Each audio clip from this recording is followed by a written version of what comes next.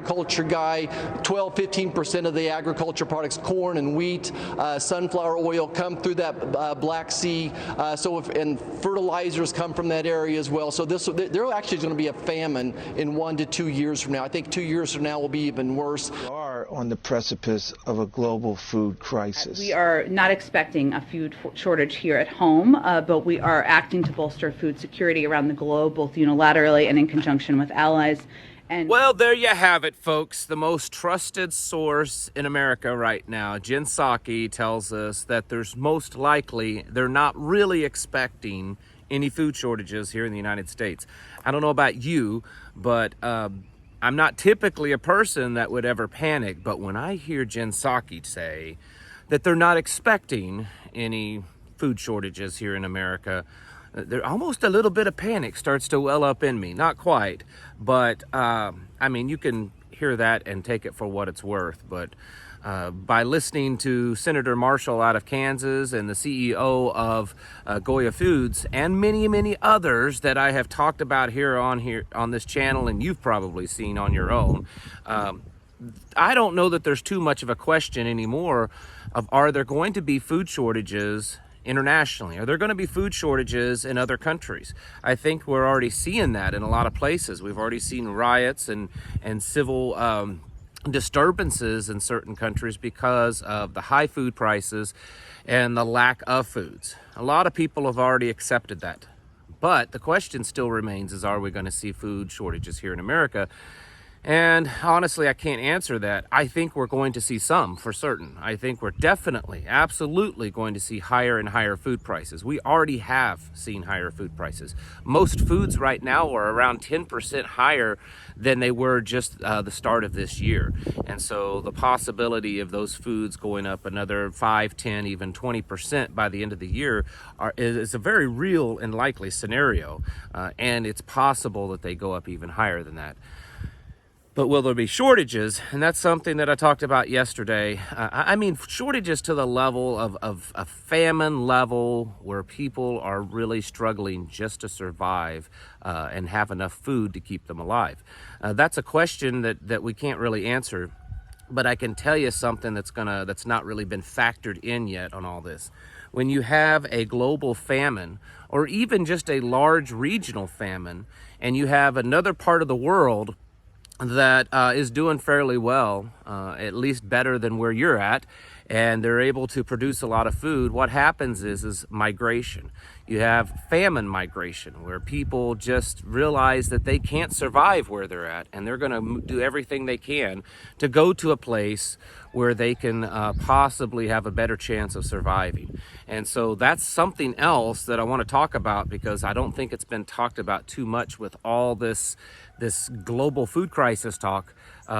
Famine migration is something that is very serious, and I think that may quite possibly be the biggest thing that we have to worry about in the coming year to 2 years here in the United States, and that will just it will just exacerbate the whole system here in America. So we'll talk about that. Now, before I get started, just want to mention, because we're talking about food, that if you are still actively prepping and stocking up on food, one of the food products that you might consider is emergency long-term freeze-dried food. This stuff is very shelf stable, 20 to 30 year shelf life.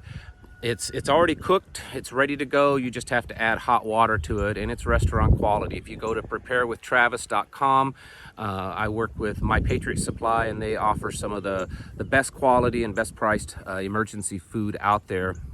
And they're doing everything they can right now to keep their prices as low as possible with all the inflation and the increase of just all the products that they use to produce their food. So go to preparewithtravis.com and you can find some pretty good deals there. So on to this famine migration. It's very interesting, and maybe I wear my tinfoil hat a little too tight. It's possible. I will admit that sometimes I kind of try to see what's going on behind the curtain, maybe a little too much. I don't know. But when you factor in that the World Economic Forum, who thinks at least that they are running the whole shebang that's going on all over the world, they have been predicting for many years now that by 2030, which isn't that far away, that there will be mass migration all over the world, that because of climate change and many other factors, that there will be what they predict up to 1 billion people migrating. That means they will be leaving their developing third world country and moving into more developed countries so that they can survive.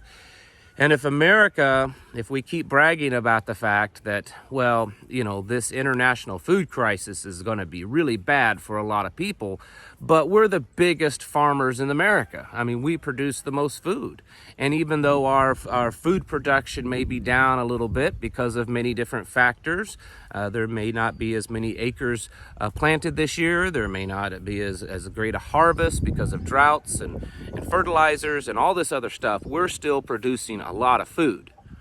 And the more and more we talk about that, and the more people in other countries go hungry and starve, and they experience all the violence and all the other factors that happen because of the food crisis, well, why wouldn't they come here? When you take all that and then you add to the fact that our own government, especially our president, seems to just be dead set on keeping our borders as open as possible. To back up what the World Economic Forum, this is a video that you're probably all familiar with it, and I've kind of spliced it up so that you see the main thing. But this is that, you know, you'll own nothing and be happy. Well, later on in that video, this is what they say.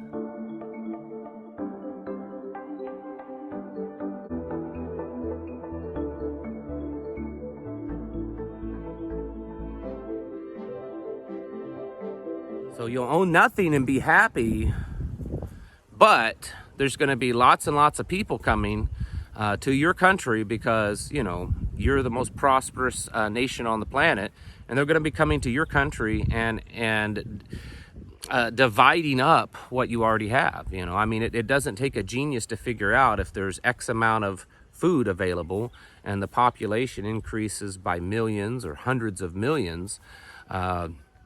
Well, that just means that there's going to be a whole lot less food to go around. And this is something that is happening already. We're already seeing that happen in some areas, but it's on a small scale. And I would say over the next year or two, we're going to see massive amounts of migration into areas, out of areas that are struggling because of food, and into areas that seem to have an abundance of it, or at least more than the rest of the world. This has happened before, folks. I mean, in the mid-1800s, 1.5 million Irish immigrants flooded into America during the potato famine. China, some of the dynasties, if you go far enough back in China's history, some of their dynasties collapsed because of food famines and people migrating out of an area. You know, it's kind of hard to rule a nation when everyone leaves. And so we're seeing that happen, and then obviously this whole border thing where we're trying to just keep the border as open as possible, and all of us are like, this is insanity. You know, there's people flooding across the border all the time.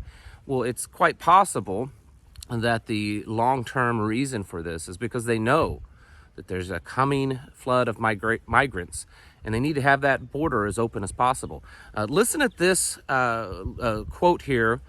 From John Kerry. Yeah, you know, he's the climate czar or whatever title he has now.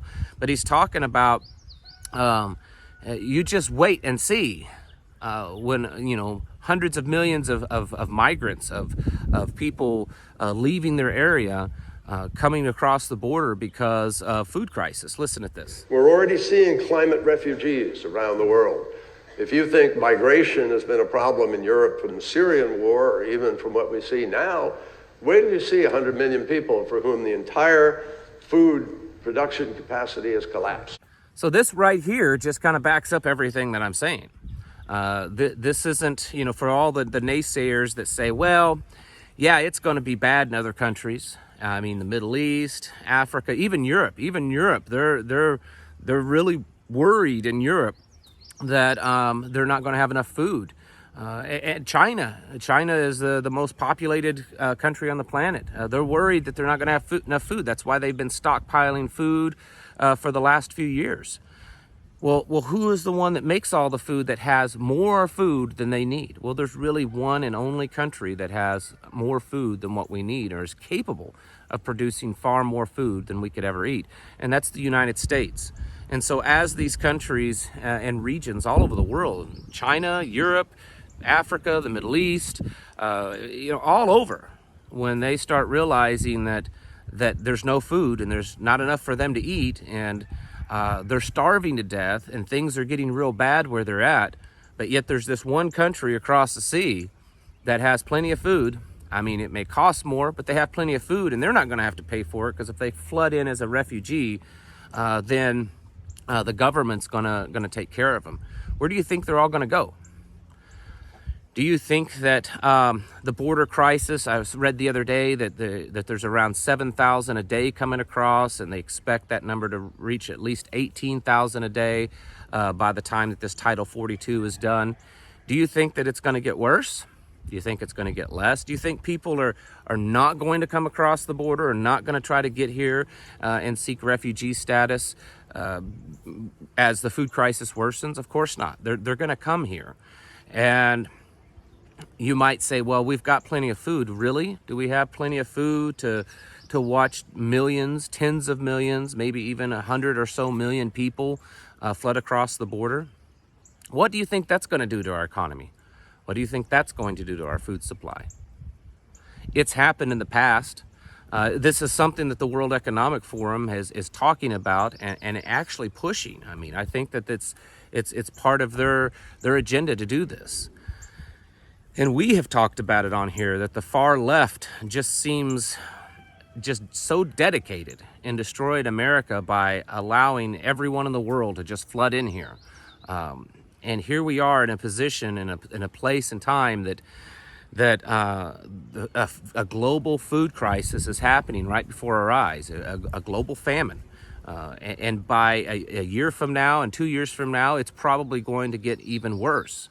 And it's not just my words, as you saw there at the beginning, Senator Marshall out of Kansas. He's saying that within 2 years, this is you think it's bad now, you wait for 2 years from now, it's going to be even worse. The food prices are going to be even worse.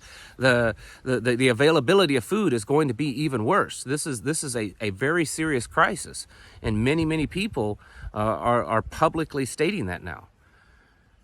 But yet, on the other hand, people are saying, yeah, but we're going to do fine here in America. Again, where do you think all those people are going to go that are starving? You think they're just going to sit there and starve to death? Most of them, of course they won't. They're going to go to the place that has all the food. And we're going to very possibly see some of the most massive migration and refugees that we've ever seen as a nation. And even if we're capable of producing enough food through all this for ourselves, our entire system, our financial system, our housing, food, everything is just barely being held on by a thread. And you go dumping millions, tens of millions, even hundreds of millions of people into all that, how do you think we're going to survive? Folks, this is one of the big reasons why I tell you to stock up. Not to be scared, not to be full of panic and to not be able to function because of the coming doom and gloom, but to take the initiative and take it serious that there's a lot of stuff going on right now, and it's a lot of it's bad. And we're watching our civilization and we're watching our nation in the midst of a collapse. I mean, that's just what it is. And you need to take the appropriate measures to get you and your family as prepared as you possibly can. Get your houses in order, folks. Prepare yourselves mentally, physically, and spiritually. Thanks for watching. I'll catch you in the next video.